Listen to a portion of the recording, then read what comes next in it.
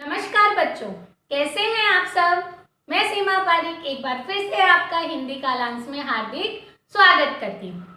जैसा कि आपको याद होगा, पिछली कालांश में हमने क्या किया था। हमने एक सुंदर सी गतिविधि की थी और साथ में जो हमारी कार्यपत्रक संख्या थी उनके प्रश्नोत्तर के ऊपर भी चर्चा की थी। आज की कालांश में मैं आपको पत्र लेखन का प्रारूप समझाऊंगी। जैसा कि आपने पहले के वीडियो में भी मैंने आपको पत्र कितने प्रकार के होते हैं उनके बारे में बताया है।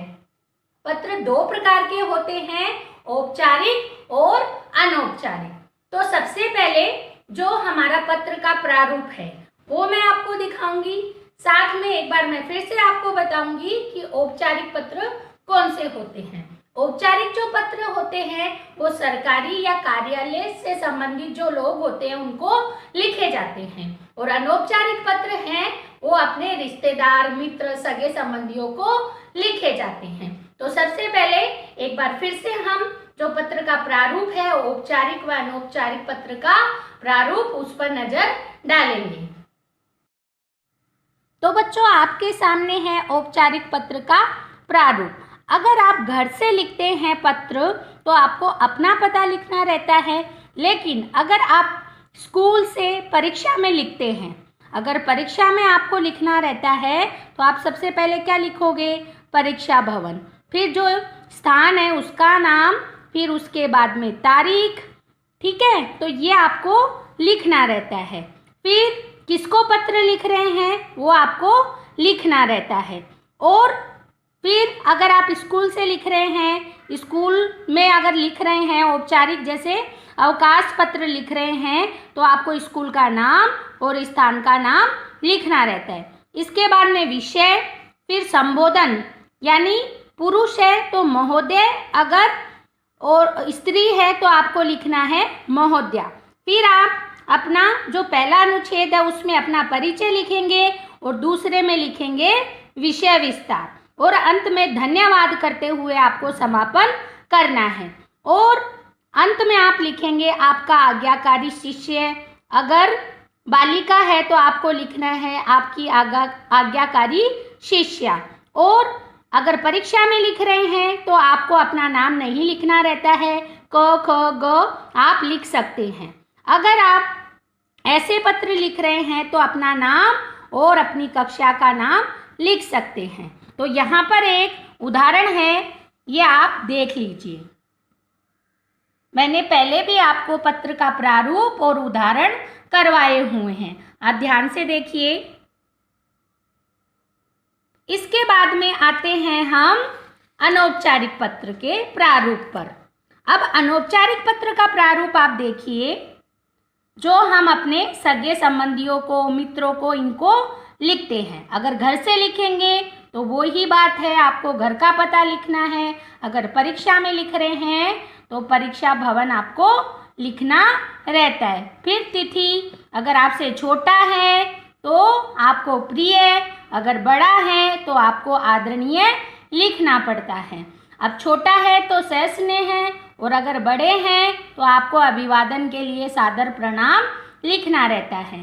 पहले आप कुशल मंगल पूछोगे प्रथम अनुच्छेद में, जैसा कि आपको मालूम ही है, और दूसरे अनुच्छेद में आप किस कारण से पत्र लिख रहे हो वो विषय विस्तार आपको यहाँ पर लिखना रहता है। और अंत में आप बड़ों को नमस्ते और छोटों को प्यार करते हुए समापन करते हो, और जो आपका संबंध है पत्र लिखने वाले को, उसके संबंध को आपको लिखना है। फिर आप घर से अगर लिख रहे हो तो अपना नाम, लेकिन परीक्षा में लिख रहे हो तो क ख ग। अब इसका भी मैं आपको एक उदाहरण दिखाती हूँ, आप इसे ध्यान से देख लीजिए।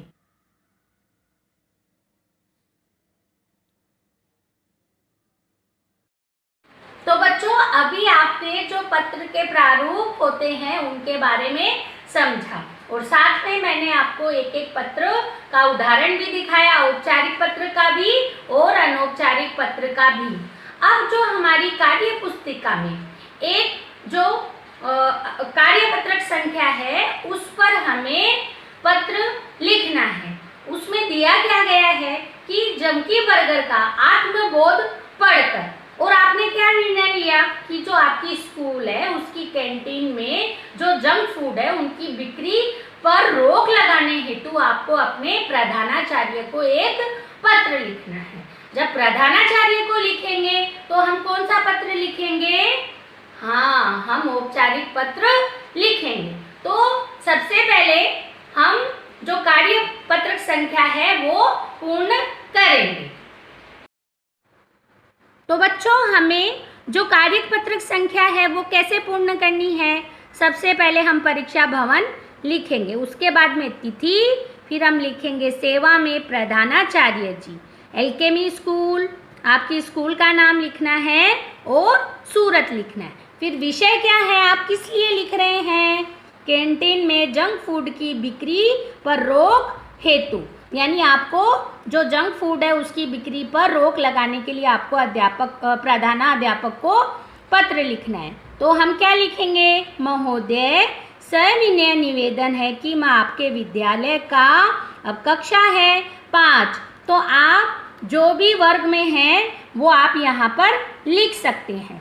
अब आप क्या ध्यान में दिलाना चाहेंगे, क्या आप ध्यान में दिलाना चाहेंगे अपने प्रधानाध्यापक को? तो वो आपको लिखना है कि हमारे कैंटीन में जंक फूड की अत्यधिक बिक्री हो रही है, क्योंकि जो कई बार है वो जंक फूड बासी हो जाता है और हमारे विद्यार्थी बीमार पड़ रहे हैं। तो आप क्या लिखोगे कि मेरी आपसे विनती है कि आप इसके प्रति तुरंत कदम उठाएं और बिक्री पर रोक लगाई जाए। फिर आप क्या लिखोगे? आपका आज्ञाकारी शिष्य, अगर बालिका है तो मैंने जैसा कि आपको बताया था शिष्या लिखना है, आपकी आज्ञाकारी शिष्या। और यहाँ पर हमने परीक्षा भवन लिया है तो यहाँ पर हम क्या लिखेंगे? क ख ग और कक्षा जो दी गई है वो। तो बच्चों, इस प्रकार आपको ये पत्र लिखना है। आप अपने विचार हैं वो भी इस पत्र में लिख सकते हैं। तो बच्चों, अब आते हैं हम हमारी कार्यक पत्रक संख्या 6.8 पर। अब इसमें कुछ आपको मुहावरे दिए गए हैं और कुछ कहावत या लोकोक्ति दी गई है। तो बच्चों, आपको मुहावरों के बारे में तो पता है, लेकिन कहावत क्या होती है या लोकोक्ति क्या होती है वो मैं आपको पहले बताऊंगी। तो कहावत वो होती है जो हमारे बड़े बुजुर्ग हैं उनके अनुभव के आधार पर जो बातचीत, जो उक्तियाँ पीढ़ी दर पीढ़ी चलती हैं उन्हें क्या कहते हैं? कहावत या लोकोक्ति। वो एक पीढ़ी से दूसरी पीढ़ी में आती जाती है। जो अनुभव होते हैं हमारे बुजुर्गों के, जो बातचीत वो करते थे या उक्तियाँ कहते थे, उन्हें क्या कहते हैं?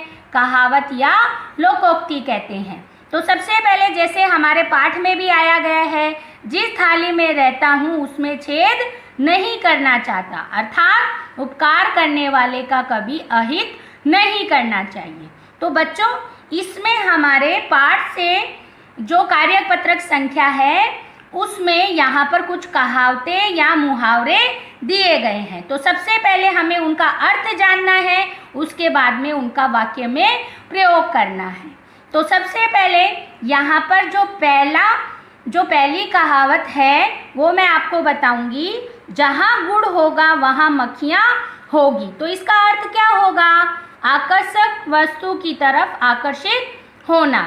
यानी इसका एक उदाहरण मैं अगर आपको दूं तो आपने देखा होगा कि कई बार जो हमारी मम्मियाँ भी हैं उनको सेल दिखती है, सस्ती चीज़ें भी दिखती हैं। हाँ, मैं भी कई बार जैसे सस्ती चीज़ें सेल लगी रहे तो हम उनकी तरफ आसानी से आकर्षित हो जाते हैं। तो इसका उदाहरण हम क्या लेंगे? बाजार में लगी सेल को देखकर महिलाएं ऐसे दौड़ी जैसे गुड़ को देखकर मक्खियाँ। तो आकर्षक वस्तु दिख रही है हमें तो हम उसकी तरफ आकर्षित होते जाएंगे। अब बाद में है, जिसका खाइए उसका गाइए, यानी जो हमारी भलाई करता है उसका एहसानमंद होना चाहिए। जैसा कि कहा भी गया है, जिसका खाइए उसका गाइए। अब है जहर घोलना, यानी भड़काना, बुराई करना। अब एक उदाहरण मैं अगर आपको दूं तो मंथरा ने केकई के कानों में जहर घोल दिया था। अब इसके बाद में आगे की जो हमारी कहावत है, देखिए, लिखे ईसा पढ़े मूसा, मतलब कहने का मतलब है गंदी लिखावट। अब आपने देखा होगा चिकित्सक की लिखावट तो ऐसी है जैसे लिखे ईसा पढ़े मूसा। अब आपने ये तो घर पे भी देखा होगा, कई बार हम डॉक्टर के जाते हैं तो उनकी लिखावट थोड़ी अलग सी होती है, वो हमें नहीं समझ में आती। अब इसके बाद में कुछ और जो हमारी यहाँ पर दी गई हैं कहावतें और मुहावरे, वो हम देखेंगे। जैसे लोहा लोहे को काटता है, तो इसका अर्थ हम निकालेंगे, बुराई को बुराई से ही जीता जा सकता है, यानी कठोर बनकर समस्या का समाधान किया जा सकता है। अगर उदाहरण लूँ तो भारत द्वारा पाकिस्तान को बार बार चेतावनी देने पर वह नहीं माना तो उसे सबक सिखाना पड़ा, क्योंकि कहा भी गया है लोहा लोहे को काटता है। अब इसमें सांप के मुंह में छछूंदर, तो इसका अर्थ क्या होगा? दुविधा में पड़ना। तो एक उदाहरण हम घर पे ही ले सकते हैं, मम्मी पापा के झगड़े में मेरी हालत सांप के मुंह में छछूंदर जैसी थी। अब आगे देखिए, घोड़ा घास से दोस्ती करेगा तो खाएगा क्या? तो इसका अर्थ क्या होगा? पेशेवर को रियायत नहीं करनी चाहिए। अर्थात जैसे एक वाक्य मैंने बनाया, दुकानदार से भाव कम करने को कहा तो उसने कहा घोड़ा घास से दोस्ती करेगा तो खाएगा क्या? अब यहाँ पर हमारा जो अंतिम है मुहावरा या कहावत, वो आप देखिए, समय सारे घाव भर देता है। अर्थात समय बीतने पर परेशानियाँ कम हो जाती हैं। और इसका जो वाक्य है आप अपने पाठ में से ही देखकर बना सकते हैं। तो बच्चों, आपके सामने है हमारा दूसरा प्रश्न। करना क्या है इस प्रश्न में? नीचे दिए गए वाक्यों में सर्वनाम शब्द रेखांकित करना है। जैसा कि मैंने आपको बताया ही है, सर्वनाम शब्द संज्ञा के स्थान पर प्रयोग किए जाते हैं। तो सबसे पहले वाक्य में क्या होगा? सर्वनाम मैं। बहुत अच्छा। दूसरे वाक्य में मैं, आप, और तीसरे वाक्य में मैंने, आपको और अपनी। ये सब सर्वनाम शब्द जो हैं उनको आपको रेखांकित करना है। तो बच्चों, इसी कार्यपत्रक संख्या के साथ में जो हमारा पाठ है जंकी बर्गर का पश्चाताप, वो पूर्ण होता है। और जैसा कि आपने ये पूरा पाठ पढ़ा, तो इससे हमने क्या सीखा? हमने सीखा कि हमारे भोजन में पोषक तत्वों का होना आवश्यक है। अब ये पोषक तत्व कौन कौन से हैं? जैसा कि मैंने पहले भी आपको बताया है, vitamin, protein, calcium, minerals, iron और वसा, ये सब चीज़ें इत्यादि हमारे भोजन में होना आवश्यक है। अगर हम ये सब चीज़ें, इनसे युक्त भोजन नहीं करेंगे, आहार नहीं लेंगे, तो हमारा जो शरीर है वो बीमार पड़ जाएगा, यानी हम अस्वस्थ हो जाएंगे और किसी भी कार्य को सुचारू रूप से नहीं कर पाएंगे। तो इसलिए आज से ही ये आदत डालो कि हमारे भोजन में ये पोषक तत्व रहेंगे। हमें बहुत सारी हरी सब्जियां, दालें और फल फ्रूट खाने हैं। तो आज की कालांश में ये पाठ समाप्त होता है। अगली कालांश में हम एक नए प्रकरण के साथ में मैं फिर से आपके सामने हाजिर होंगी।